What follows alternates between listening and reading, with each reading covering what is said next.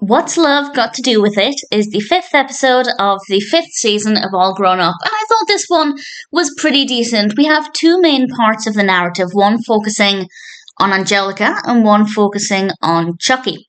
And there will be some spoilers as I discuss what happens in this.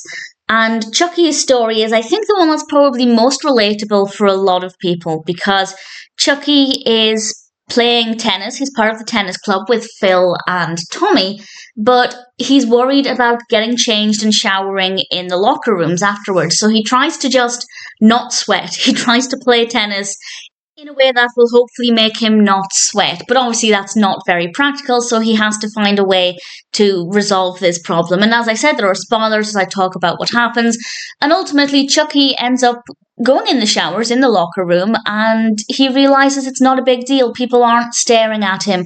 They're not bothered about what he looks like because he was concerned that he looked really scrawny compared to the others. But when he was in the showers, he realized it didn't matter. Nobody's staring at him, which I think is probably something that everybody who has ever had to get changed in front of other people at school before gym or sports clubs, it is true that nobody is looking at you and nobody cares. Everybody just wants to get changed and either get home or get on with the activity. And I thought that was a really great message to include. The other one involves Angelica, and she's not very nice to her teacher who happens to go into labour at the beginning of the episode. The most dramatic way to go into labour ever. And Angelica falls in love with her new substitute teacher. She thinks that he's very, very attractive.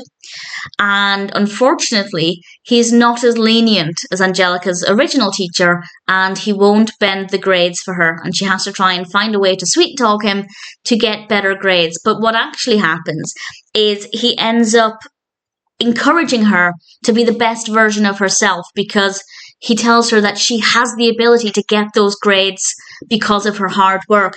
I don't agree that he kept saying she had a big mouth. I feel like that was maybe a step too far within his role as a teacher.